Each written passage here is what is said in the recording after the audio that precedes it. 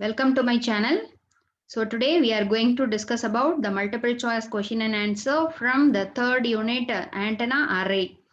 Okay, so the antenna array, what is the use of the antenna array means if we want to increase the gain of that particular thing, instead of using the single antenna, so we may connect the similar antennas are separated by some equal distance. It is said to be the antenna array. Okay, so in antenna array there are so many variations are there: linear array, non-linear array.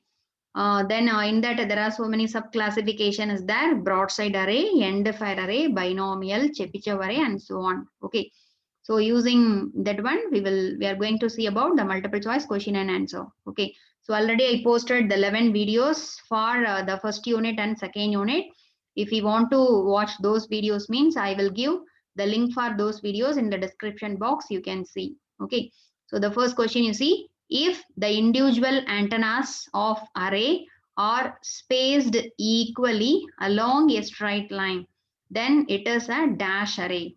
So in one array, all individual antennas are spaced equally. So the distance between first antenna and second antenna, if it is a D means the distance between the second antenna and third antenna, it is also D. Equally spaced means that array is called as linear array, non-linear array, both A and B, none. So linear array.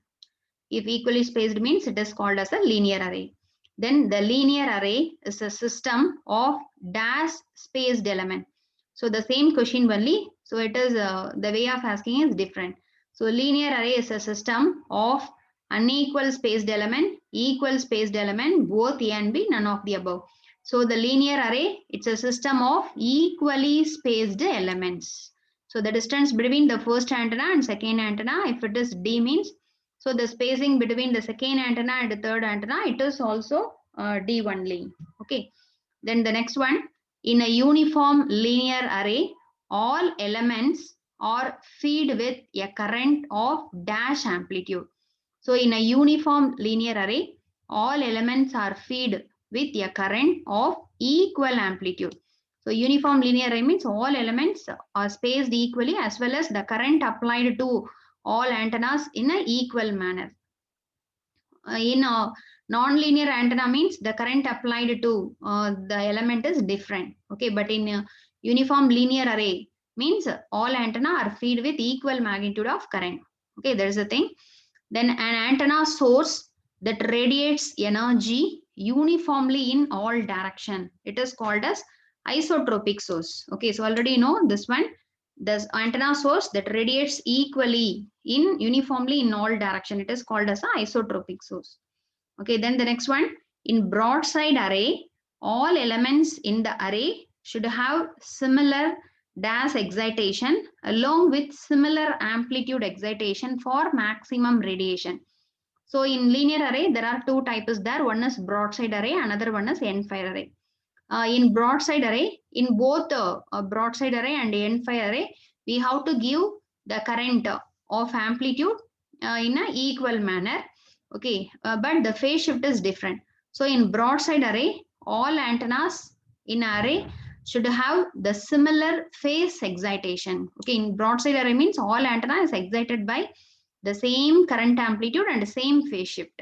If it is a end fire array means same amplitude, but the phase shift may be different. The next one, the currents in non-linear or dash, out of phase. So the currents in non-linear, it is a out of phase in nature. Then in a broadside array, the radiation is along dash direction. Okay, so in broadside array, if you are measuring the radiation means the maximum radiation is along the x direction, is along the y direction. Okay, in broadside array, if the array axis is x means, so we will get the maximum direction in a y direction.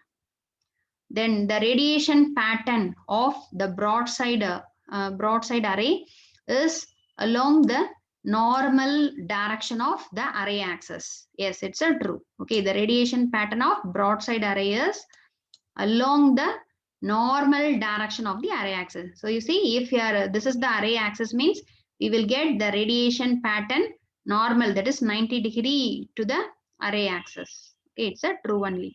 Then in broadside array, the excitation phase, it should be dash. Alpha, the excitation phase alpha equal to minus beta into D. Alpha equal to beta into D, 0 degree, 90 degree, 0 degree. So already you know in broadside array means all the excitation phase, it should be 0. All antennas are fed with equal magnitude of value as well as 0 phase shift. Okay. Then in a end fire array, okay, this is another classification. In end fire array, the radiation is along x direction. Okay, in broadside array, we will get the radiation normal to the array axis. In y direction, we will get the maximum radiation. But in end fire array, we will get the maximum radiation in x direction. Okay, that is along the array axis. Along the array axis. Next, in increased end fire array. In increased end fire array, the radiation is along same x direction only. So there is another one classification, increased end fire array. That is increased end fire array means in order to increase the directivity of end fire array, we are using this one. So in increased end fire array, the radiation is along the same x direction only. Then for end fire array, the progressive phase shift should be equal to dash. So already you know in broadside array means the progressive phase shift is 0 degree. But in end fire array, the progressive phase shift, it should be equal to the alpha equal to minus beta into D.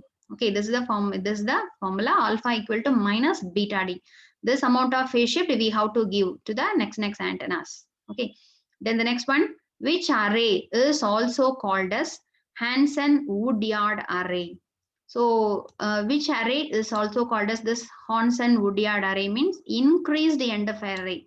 The increased end fire array is called as Hansen-Woodyard array. Okay. Then which among the following is regarded as the condition of ordinary end fire array? So for ordinary end fire array, the condition is that the alpha equal to plus or minus beta D. The phase shift alpha may be either plus beta D or minus beta D. This is the condition for the ordinary end fire array. Then the next one, which array is also called as Stone's array? So the binomial array, okay, the nonlinear array, binomial nonlinear array, it is also called as a Stone's array. Okay, stone. Then the next one, the minor loops will exist in linear antennas. Yes, okay, the minor loop will exist in linear array antenna. Then the Hansen-Woodyard array is a dash array. So already you know what is Hansen-Woodyard array. The increased end fire array is a Hansen-Woodyard array. So the end fire array is a linear array or non-linear array. It's a linear array. Okay, so that's why the Hansen-Woodyard array is a linear array. Then stone array is a dash array. Stones array, what is the other name of this stone? The binomial array is also called a stone array. Binomial array, it's a non-linear array. Okay, why it is non-linear means in that the current applied to the antenna are different in amplitude. Okay, the center antenna is applied with very high amplitude when compared to the end antenna. So the stone antenna, it's a binomial array. So it's a non-linear array. Then the binomial array is a linear array? No, it's a false. Binomial array is a non-linear array. The broadside array, end fire array, increased end fire array, it is a linear array category. The binomial array and Chebyshev array, it's a non-linear category. Okay. Then the next one, all coefficients of elements in a binomial array are same. It's a false. Okay. You know, in binomial array, the coefficients are constructed by the Pascal triangle. Okay, Pascal triangle, you know, in Pascal triangle means if the binomial array is having single source means the value is 1. If the binomial array is having the 2 source means the value, the current amplitude is 1, 1. If the binomial array is having the 3 source means, so the first amplitude is 1. Okay, you write this one is here. Then the next amplitude is constructed by adding these two. So 1 plus 1, it's a 2. Okay. Then the third amplitude is written, the third element we have to write. Similarly, the fourth one is this one you just write here. Then 1 plus 2, 3. Then 2 plus 1, 3. Then the last one, 1. Okay. So this is said to be the Pascal triangle. According to this Pascal triangle, we can excite the antenna in a binomial array. So all coefficients of the elements in a binomial array is not same. Then the binomial array was invented by dash. The binomial array was invented by the stone. Okay, that's why the binomial, other name of binomial array is a stone array. Okay, then the next one, if the elements of binomial array are separated by lambda by 4, how many shape patterns are generated with no minor loops? Okay, so if the elements of binomial array are separated by the lambda by 4 distance means how many shape pattern we can get means, so it is a different thing we will get. Okay, the next one, the first side loop level of uniform linear array is dash. The side loop level of uniform linear array, it's a constant, it's a 20, or if you want to measure it in dB means 13.5 dB. This is the first side loop level of uniform linear array. Then the side loop level of binomial array is 0. Since in binomial array there is no side loop, so that's why the side loop level value is 0. Okay. Then the next one, in binomial array, the center elements are excited strongly, weakly, uniformly, easily, strongly. So you see in binomial array, these are all the excitation level. If the binomial array is having two sources means the two sources are energized by the ratio 1:1. If the binomial array is excited with three source means the excitation level is 1:2:3. So you see the center element, the center antenna is excited in a ratio of 2 when compared to the first antenna and second antenna. Similarly, you see 1, 3, 3, 1. The center 2 antenna excited with the current ratio of 3 when compared to first and last. Okay, so that's why in binomial array, the center elements are excited strongly when compared to the first and last antennas. Then the excitation level of 3-element binomial array or dash. So the excitation level they are asking. So you see 1, 2, 1, 1, 3, 1, 1, 1, 1, 2, 3, 1. So this excitation level we can form in a binomial array using the Pascal triangle. So if it is a 3-element means 1, 2, 1. So 1, 2, 1. This is the excitation level for 3-element binomial array. Similarly, the excitation level for 4-element binomial array. If the binomial array consisting of 4 antennas means the excitation level is 1, 3, 3, 1. Okay, so this one you can construct using Pascal triangle. Then the next one, the beam width of binomial array is greater than that of uniform linear array.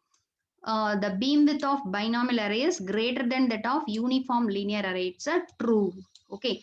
The beam width of the binomial array is greater when compared to the uniform linear array. Then the next one, the number of sources required in a uniform array of 10 element is dash.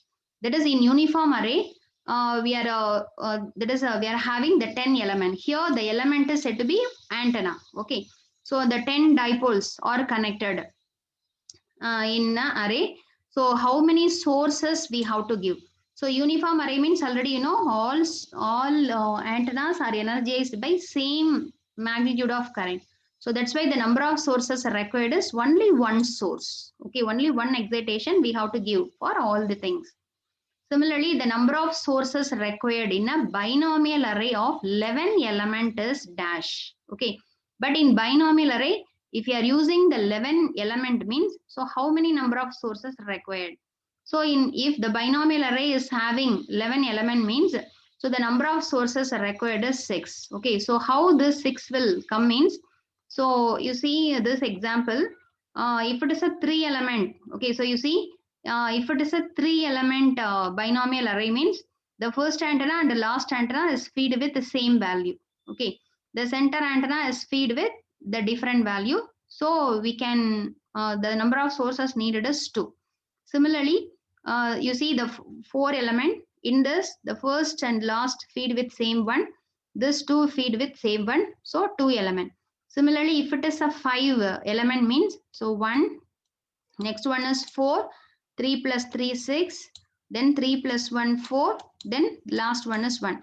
So if it is a 5-element antenna means, so this 2 for in order to give these two excitation, we have to use one source. Then these two we have to give one source. This is one separately. So 3 sources needed. So similarly, if it is a 11 element means, okay, so 11 element means the center one is different. The remaining here 5, here 5. Okay, so this first one and last one same. The second one and this ninth one same. Similarly, this one. So similarly, so that's why. So how many sources required means 5 plus 1, 6 sources required for 11 element. Okay, since the first antenna, last antenna is having the same current ratio, the second antenna and one antenna before the last antenna is having the same excitation level. So that's why 6 sources required. Okay, then the next one, the directivity of the broadside array of 10 lambda length is dash. Okay, so here the question, this is the 2 mark question. Find the directivity of the broadside array of length is 10 lambda. So you should know the formula first. So the directivity of the broadside array is D equal to 2 into L divided by lambda, where L is the length of the array. Lambda is a wavelength. So here the question is the length is given. So the length of the array is 10 lambda. So you just substitute. Instead of this L, you just substitute 10 lambda. So lambda cancel, 2 into 10, 20. So the directivity of the broadside array is 20. So the 20 is the answer. So in order to solve this problem, you should remember this formula. The directivity for the broadside array is 2 into L by lambda. Similarly, the directivity of end fire array of 10 lambda length is. So the directivity of end fire array formula is 4 into L by lambda. For broadside array, 2 into L by lambda. For end fire array, 4 into L by lambda. So 4 into 10 lambda by lambda. So 40 is the answer. So the directivity of end fire array of length 10 lambda, it's a 40.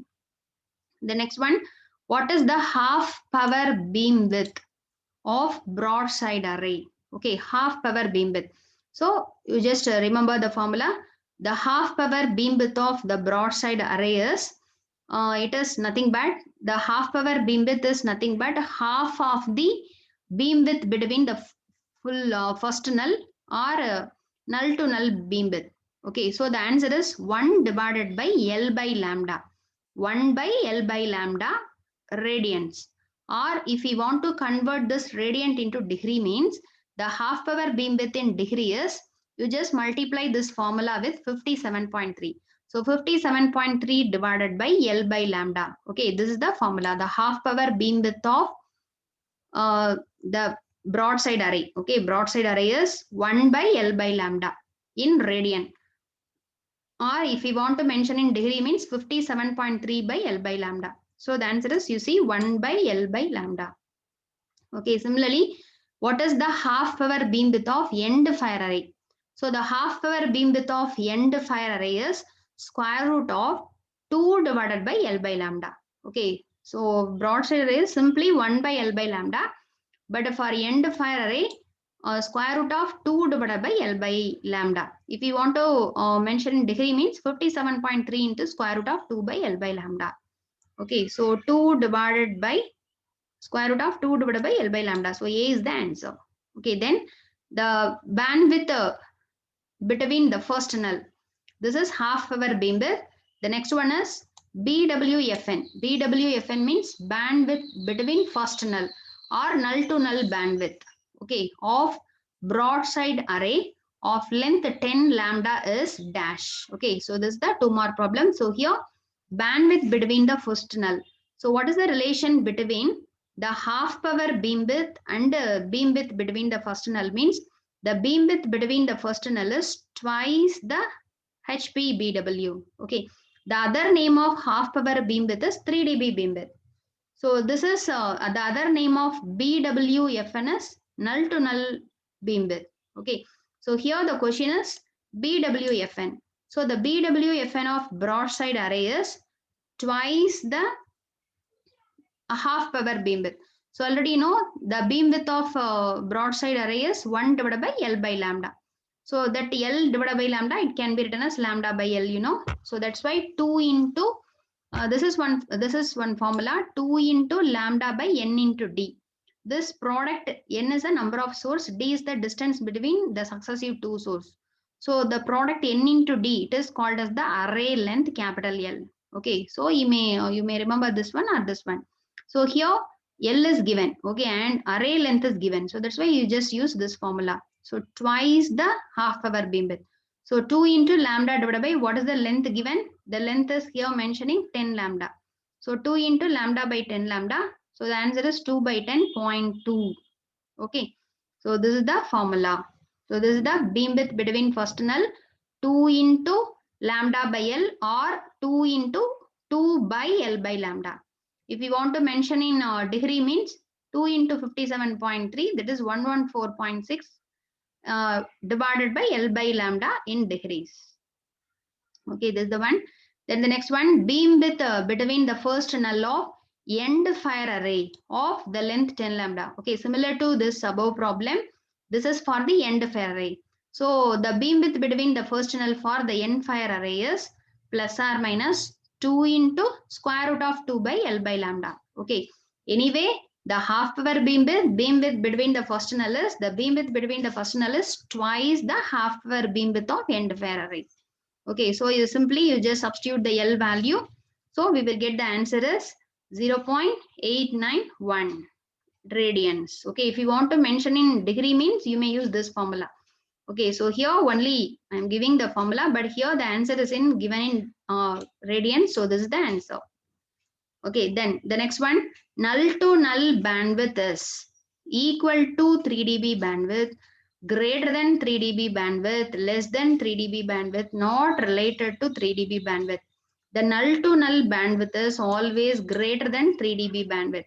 Okay, so already we given the relation, So you see the half power beam width and a beam width between the first null. So this two thing is the beam width between the null to null beam width is BWFN. This is always twice the half power beam width. So it is greater than 3 dB bandwidth. The next one, the directive gain dash as the antenna array length increases. So if you are increasing the antenna array length, what is the directive gain? The directive gain is also increases. Since you see the formula, the directivity, it is also called as directive gain. The directivity is related with the antenna length L. Okay, so D equal to 2 into L by lambda. So if array length increases means the directive gain is also increases in both broadside array and end fire array. Okay, then in end fire array, there exists no radiation at dash to the axis of array. In end fire array, there exists no radiation at right angle. That is, in end fire array, we will get the maximum radiation in 0 degree and 180 degree. In 90 degree, we will not get any radiation. Okay, so right angle. That means 90 degree to the array axis. Then in resultant or total radiation pattern, the phases will be multiplied using the pattern multiplication. So in pattern multiplication technique, if we want to draw the, if we want to obtain the total radiation pattern, the phases of individual antenna will be multiplied. This statement is true or false? It's a false. In resultant, in multiplication, in pattern multiplication, the phases of the individual pattern we can't multiply, we have to add. Okay, the amplitudes of the individual antenna only we have to multiply. So this is the false statement. The next one, the amplitudes will be dash in the resultant pattern using the principle of pattern multiplication. So the amplitudes we have to multiply in order to obtain the resultant radiation pattern. The amplitudes of the individual antenna we have to multiply. The phase we have to add. So the phases will be dash in the resultant pattern using principle of multiplication. It is added up. Okay. Then the next one, what kind of beam width is produced by Chebyshev array for a given side lobe level? So in Chebyshev array, it is also a nonlinear array. In Chebyshev array, for a given side lobe level, so the what kind of beam width is produced? The narrowest beam width is produced. Okay, for a given side lobe level, using Chebyshev array, it produces the narrowest beam width. The next one, the size of the antenna is inversely proportional to frequency, directly proportional to frequency, independent of frequency, inversely proportional to square of the frequency. Already you know the size of the antenna is inversely proportional to frequency. So that's why for low frequency application, we can use the size of the antenna is very big. For high frequency application, the size of the antenna is small. So the size of the antenna is inversely proportional to the frequency. Okay. The next one, radar antennas are usually dipole, parabolic dishes, helical antenna. Helical antenna. The helical antenna is used for, it is said to be the radar antennas. Okay. So these are all the some of the questions from the third unit antenna arrays. Okay. So thanks for watching my channel and please subscribe my channel for more videos. So we will see in the next video. If you want to learn the remaining MCQ video for the subject antenna and microwave memes, I will give the link in the description box so you can study. Okay, so thank you.